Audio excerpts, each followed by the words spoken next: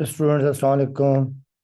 Students, आज का topic काफ़ी इंटरेस्टिंग टॉपिक है और ये एक्सरसाइज 7.3 से है। आपको याद होगा कि एक्सरसाइज 7.3 के अपने हम लोगों ने 11 क्वेश्चंस कर लिए थे और ये क्वेश्चन नंबर 12 है। और क्वेश्चन नंबर 12 के भी 6 पार्ट कर लिए थे और ये पार्ट 7 है। आपको इसमें क्या करना है कि ट्रिग्नोमेट्रिक रेशियोज की वैल्यूज़ फाइंड करनी है और कैलकुलेटर और टेबल आपने यूज़ नहीं करना है। अब देखिए, इसका ये पार्ट है cos -450। देखिए, पहले स्टेप में तो हम क्या करेंगे, देखिए cos -450 डिग्री। ये आपको मैंने क्वेश्चन नंबर 4 या 5 में बताया था कि अगर आपके पास जो cos है, cos minus theta is equal to ये होता है cos थीटा। यानी cos के एंगल में अगर नेगेटिव साइन हो, ये प्लस हो जाता है। बेसिकली cos थीटा जो है ये इवन फंक्शन होता है, यानी cos थीटा हम लिख सकते हैं cos theta is an even function.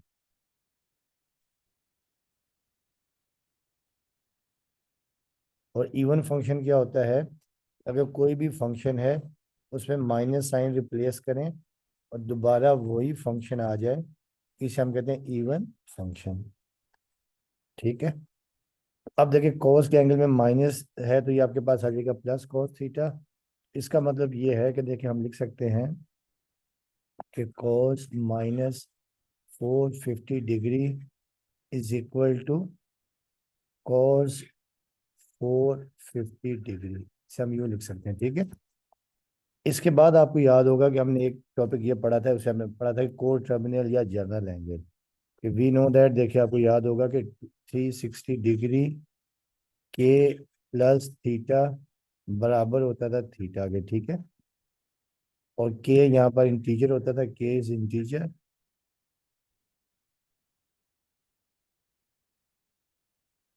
के इज एन इंटीजर। तो अब देखिए, इसे हम लिख सकते हैं cos 450 को लिख सकते हैं cos 360 डिग्री और +90 डिग्री। ठीक है ना। 360 डिग्री +90 आपके पास क्या होता है, 450 होता है। और यहाँ पर देखिए, हम लिख सकते हैं cos 360 डिग्री और मल्टीप्लाई बाय के, यहाँ पर 1 है, और +90 डिग्री। अब देखिए, यहाँ पर के इज इक्वल टू 1 है, हेयर के इज इक्वल टू 1, यानी एक रोटेशन हो रहा है। अब ये आपके पास आ जाएगा, देखिए 360 डिग्री के plus theta is equal to theta. तो ये आपके पास आ जाएगा cos 90 डिग्री, cos 90। ठीक है। ये देखिए, ये आपके पास, यानी ये समझो थीटा है, ये थीटा है। तो cos 90। अच्छा, अगर हम इसको प्लॉट करते हैं, आपको याद होगा, देखिए अगर हम इसको प्लॉट करते हैं, ये आपके पास 0 डिग्री, ये 90, ये 180, ये आपके पास 270 डिग्री और ये 360 डिग्री। अब देखिए, यहाँ पर जब आप एक रोटेशन लेंगे, ये पूरा रोटेशन हो गया आपके पास 360। ठीक है। और 360 में जब हम यहाँ पे 90, यहाँ तो तक तो हो गया 360 डिग्री। और फिर देखिए, जब हम इसको ऊपर लेके जाएंगे तो यहाँ पर ये आपके पास आ जाएगा 450 डिग्री। आपको याद है कि वाई एक्सिस पे क्या होता है, वाई एक्सिस पे cos हमेशा 0 होता है, cos 90 क्या होता है, 0 होता है। तो we know that cos 90 equal to 0। तो ये आपके पास आ जाएगा 0।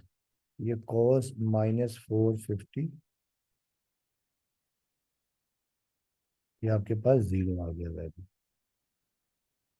तो ये cos -450 आपके पास 0 आ गया। ठीक है। तो अब आ जाए नेक्स्ट पार्ट। अब आ जाए नेक्स्ट पार्ट आपके पास है cos पार्ट 9, cos -5π/6। ठीक है। अच्छा, अब बच्चों देखिए, पहली बात तो आपने याद रखना, देखिए जो cos आपके पास है ना, ये cos जो π/6 होता है। देखिए 5π/6 का मतलब ये होता है, देखिए 5 पाई की जगह आपने 180 डिग्री लिखा है डिवाइडेड बाई 6, तो 6 3 18, तो ये आ जाएगा 30, तो 30 × 5 आपके पास आ जाएगा 150। तो कॉस अपना यानी 5 पाई/6 बेसिकली डिग्री में 150 डिग्री होता है, ठीक है। रेडियन में 5 पाई/6 होता है, और डिग्री में 150 डिग्री होता है, ठीक है। अच्छा, अब आपको ये भी मैंने लास्ट टाइम हमने ये पढ़ा था कि वी नो दैट कॉस के अगर एंगल में माइनस हो तो ये प्लस आ जाता है, ठीक है, क्योंकि ये कॉस इवन फंक्शन होता है, कॉस थीटा ये होता है इवन फंक्शन। इवन फंक्शन, और इवन में क्या होता है कि कोई नेगेटिव साइन वो एब्जॉर्ब हो जाता है, समझो कोई नेगेटिव साइन खत्म हो जाता है, ठीक है। नेगेटिव क्या होता है, प्लस हो जाता है। अब आप इसे लिख सकते हैं कि देयर फोर कॉस -5 पाई/6 इज इक्वल टू कॉस 5 पाई/6। और 5 पाई/6 आपको बताया कि 150 होता है। अब बेटा देखिए, अगर इसको हम प्लॉट करते हैं, देखिए 150 देखिए कहाँ पर आएगा। देखिए अब एक्स पॉजिटिव है, ये एक्स नेगेटिव, ये वाई पॉजिटिव, ये वाई नेगेटिव, ठीक है।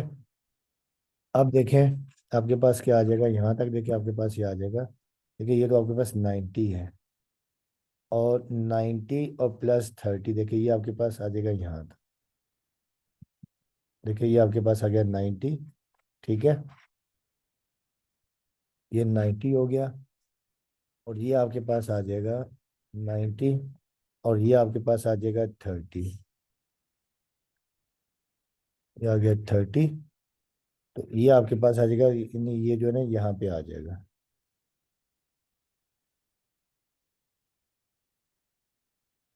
ठीक है। तो अब इसका मतलब ये है कि आपके पास देखेंगे ये जो 30 है, तो ये अंदर एंगल बन जाएगा 60। तो यानी आप जो है ना cos 150 को cos 60 भी रिप्रेजेंट कर सकते हैं, ठीक है। तो ये आपने याद रखना है कि जो cos 150 है, जो cos 60 की वैल्यू आएगी वही वो cos 150 की आएगी। मगर क्योंकि सेकंड क्वाड्रेंट में cos क्या होता है, नेगेटिव होता है, तो वो वैल्यू हम ये ले लेंगे, ठीक है। अब ये होता है एक्स, और आपको पता है ये होता है बेस होता है, और ये क्या होता है, परपेंडिकुलर होता है, और ये आर इज इक्वल टू, ये आर होता है, ठीक है।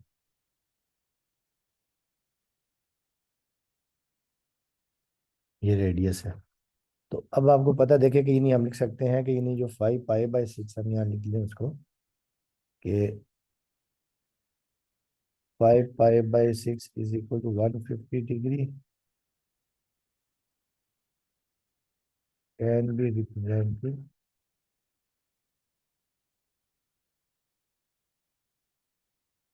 एस 60 डिग्री और π/3। अब हम इसे लिख सकते हैं यहाँ पर देखें, देयर फोर ये आपके पास आ जाएगा cos 5/6 आपके पास आ जाएगा cos π/3, ठीक है। और इन्हीं cos π/3, और क्योंकि ये सेकंड क्वाड्रेंट में, तो बाद में हम इसकी वैल्यूज क्या ले लेंगे, माइनस में ले लेंगे, ठीक है। अब हम यहाँ लिखेंगे, देखेंगे यहाँ पर कि वी नो दैट, आपको ये बताया था कि we know that if one angle in a right angle triangle is 60 degree, then जो बेस होता है आपके पास, देन जो बेस आपके पास ये 1 होता है, then base is equal to 1 unit, और जो हाइपोटेन्यूज है उसे ट्वाइस होता है,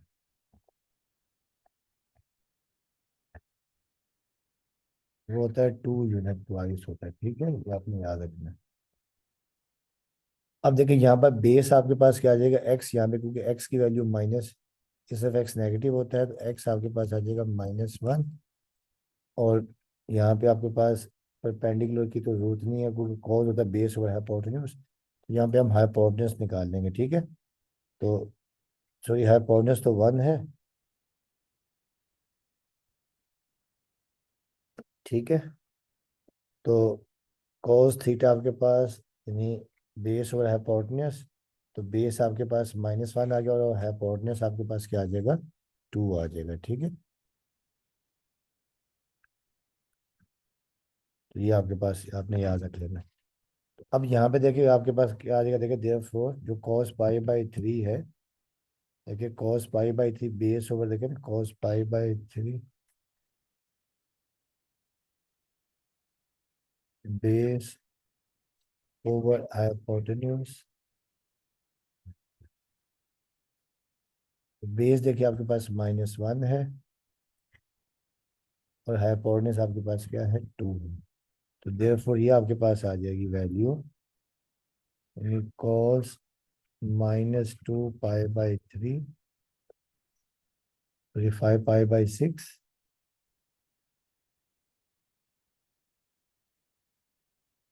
cos -5π/6 is equal to cos π/3 is equal to -1/2। क्योंकि यहाँ पे सेकंड क्वाड्रेंट में है, और सेकंड क्वाड्रेंट में क्या होता है आपके पास, यानी cos क्या होता है, नेगेटिव होता है। In second quadrant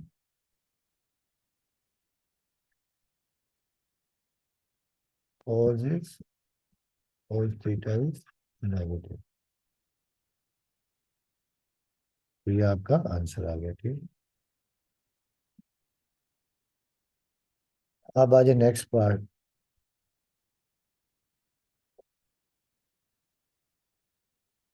next part है पार्ट 10।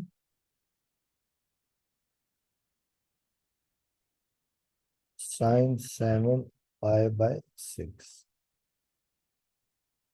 अच्छा, अब बेटा की पहली बात तो ये देख लें कि sin π/6 होता किसके बराबर है।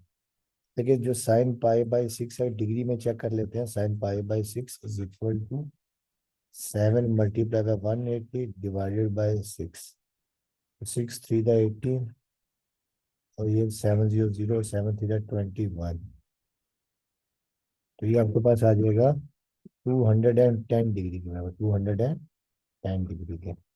तो साइन 7π/6 बेसिकली 210 डिग्री होता है, ठीक है। अब हम इसको सोल्यूशन करते हैं। साइन 7π/6, चाहे तो हम इसको लिख सकते हैं साइन 210 डिग्री, आपकी आसानी के लिए। अब देखिए जब इसको हम प्लॉट करेंगे, तो देखिए आपके पास ये आ जाएगा। जब हम इसको प्लॉट करेंगे साइन 210, ये 0, ये 90 डिग्री, ये 180, ये 270, और ये 360। बेटा देखिए यहाँ तो अब आपके पास आ गया 1, यहाँ तो तक तो आ गया 180 आ गया, ठीक है। 180 आ गया, और आगे आपको देखे 210 है, तो यहाँ पे आपके पास आ जाएगा 30। तो ये आपके पास आ जाएगा 30 डिग्री है। तो ये आ गया 60। अब देखिए इसका मतलब ये है, देखिए अब इसको अगर हम ज्वाइन करेंगे, तो ये आपके पास बन जाएगी राइट एंगल ट्रायंगल, ठीक है। एक एंगल आपके पास आ गया 30 डिग्री। हम मतलब जो sin 210 की वैल्यू आएगी वो sin 30 की आएगी। और मगर क्योंकि थर्ड क्वाड्रेंट है, और थर्ड क्वाड्रेंट में साइन होता है नेगेटिव, तो यानी हम यहाँ लिख सकते हैं कि 210 degree can B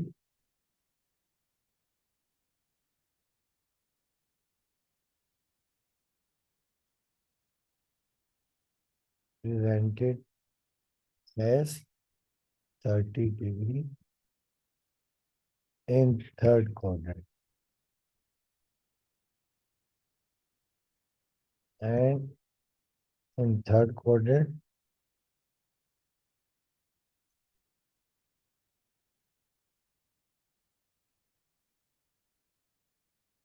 sin is negative, ठीक है। ये आपने याद रखना। अच्छा, अब बेटा देखिए इसका मतलब देखिए ये है कि हम यहाँ लिख सकते हैं कि साइन 7π/6 है, इसे हम लिख सकते हैं is equal to sine 30 degree. और क्योंकि थर्ड क्वाड्रेंट में है, तो थर्ड क्वाड्रेंट में ये नेगेटिव भी लिख सकते हैं। और दूसरी बात आपको बता दें, जब साइन एक एंगल 30 हो तो आपके पास क्या होता है, बेस आपके ऊपर पेंडिकुलर होता है 1 और हाइपोटेन्यूस होता है 2। ठीक है, ये आपने याद रखना, आपको पहले भी बताया था कि जब इन यहाँ लिख भी देते हैं, वी नो दैट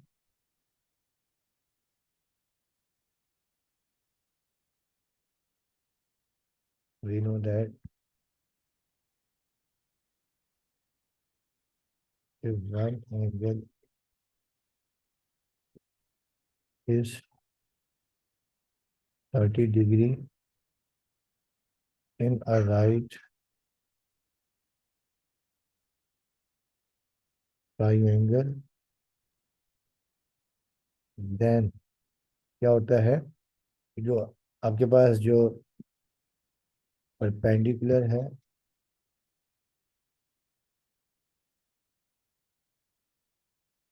1 यूनिट होता है, और जो आपके पास हाइपोटेन्यूस है ये होता है 2 यूनिट। ठीक है, अब क्योंकि यहाँ पर देखिए आपके पास ये थर्ड क्वाड्रेंट है, थर्ड क्वाड्रेंट में हाइपोटेन्यूस तो हमेशा, क्योंकि रेडियस होता है, ये तो हमेशा प्लस होगा, ये आ जाएगा -1। ठीक है, अब हम यहाँ लिख लेंगे देयरफॉर, देखें जो आपका साइन 30 है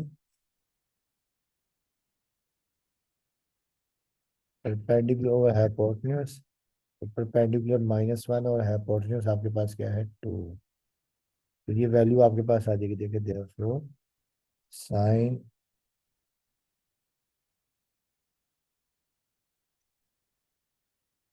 वैल्यू आपके पास आ जाएगी साइन 7 पाई/6 इज इक्वल टू -1/2।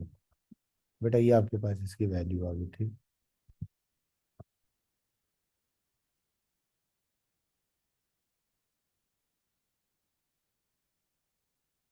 अब आ जाए आपके पास नेक्स्ट वैल्यू आपके पास है, जो इसका लास्ट पार्ट है,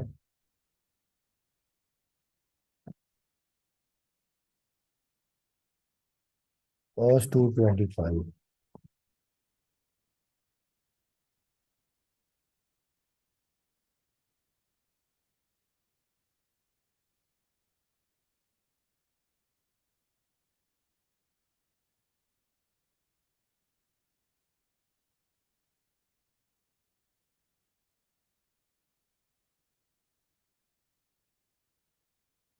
अब बेटा देखिए, जो cos 225 को देखिए जब हम प्लॉट करेंगे, तो देखिए ये आपके पास है 0 से 90 फर्स्ट क्वाड्रेंट, 90 से लेके 180 सेकेंड क्वाड्रेंट, और फिर ये आपके पास 220, ये 270 थर्ड क्वाड्रेंट, और ये 364 क्वाड्रेंट। अब देखिए यहाँ तक तो आपके पास आता है 180 आ जाता है, 180। अब 180 में देखिए हम जब ऐड करेंगे 45, तो देखिए जब हम ऐड करेंगे 180 में 45, आपके पास ये आ जाएगा 180 प्लस 45, जब आ जाएगा 225। तो देखिए ये आपके पास, देखिए ये तो आपके पास आ जाएगा 180, तो यहाँ पे ये आपके पास आएगा 45 डिग्री, 45 डिग्री। ठीक है, तो ये आपके पास आ गया 45, यानी हम जो 225 को रिप्रेजेंट कर सकते हैं 225 पे। ठीक है,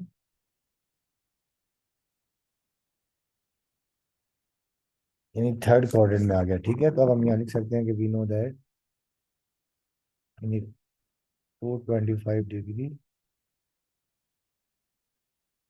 can be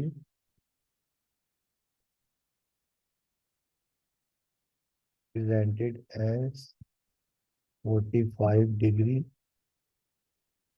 in third quadrant, in third quadrant। और आपको पता है कि थर्ड क्वाड्रेंट में कॉज होता है नेगेटिव, और ये भी आपको बताया कि अगर किसी भी राइट एंगल ट्रायंगल में एक एंगल 45 हो तो बेस और परपेंडिकुलर सेम होते हैं, यानी वन होते हैं। हम यहाँ लिखेंगे वी नो दैट, क्योंकि ट्रायंगल क्या होती है, आइसोसेलेस होती है, उसमें बेस और परपेंडिकुलर की लेंथ सेम होती है। We know that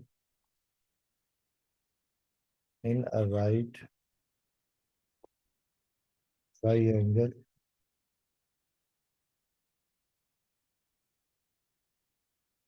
one angle is 45 degree, then क्या होता है कि परपेंडिकुलर और बेस सेम होते हैं। परपेंडिकुलर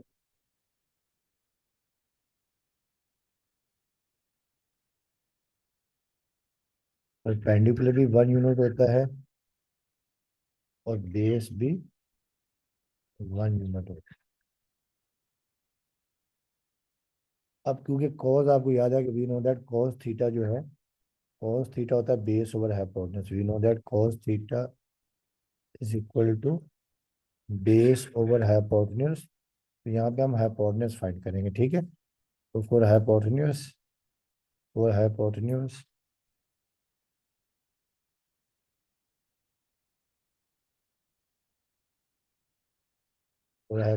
अब अदरवाइज यूज कर देंगे।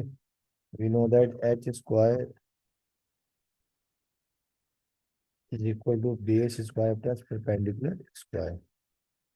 अब देखिए आपके पास h square is equal to base भी आपके पास 1 है, परपेंडिकुलर भी आपके पास 1 है। तो ये H square is equal to आपके पास आ जाएगा 2। और जब आप स्क्वायर रूट ले लेंगे तो ये plus minus square root 2। H आपके पास आ गया प्लस माइनस स्क्वायर रूट 2। और हाइपोटेन्यूज बेसिकली क्या होता है, रेडियस होता है, तो ये कभी नेगेटिव नहीं होता। तो हम यहाँ लिखेंगे since H can't be negative, जो हाइपोटेन्यूज है वो कभी नेगेटिव नहीं होगा क्योंकि ये रेडियस ऑफ सर्कल होता है। तो देयरफॉर आप एच लिख लेंगे is equal to square root. और यहाँ पर देखें जो आपके पास परपेंडिकुलर है वो भी आपके पास, यानी माइनस बेस भी -1 है और परपेंडिकुलर भी -1 है, यानी थर्ड क्वाड्रेंट में एक्स भी नेगेटिव होता है और वाई भी नेगेटिव होता है। अब आप यहाँ लिखेंगे, देखें देयरफॉर जो आपके पास, देखिए ये जो आ जाएगा देयरफॉर cos 225 जो है, इसको हम cos 45 लिख सकते हैं। तो cos 45 होगा perpendicular over, sorry base over hypotenuse, base over hypotenuse. तो बेस आपके पास -1 है और हाइपोटेन्यूज स्क्वायर रूट 2 है। और वैसे भी थर्ड क्वाड्रेंट में cos क्या होता है, नेगेटिव होता है। तो therefore cos 225 is equal to -1 upon square root 2। ये आपका क्वेश्चन कंप्लीट हो गया। बेटा ये आपकी एक्सरसाइज कंप्लीट हो गई है, ठीक है। तो इंशाल्लाह नेक्स्ट टॉपिक में हम लोग एक्सरसाइज 7.4 स्टार्ट करेंगे। तो बाकी वीडियो देखने का और लाइक करने का आपका बहुत बहुत शुक्रिया। फिर स्टूडेंट्स, अल्लाह हाफ़िज़।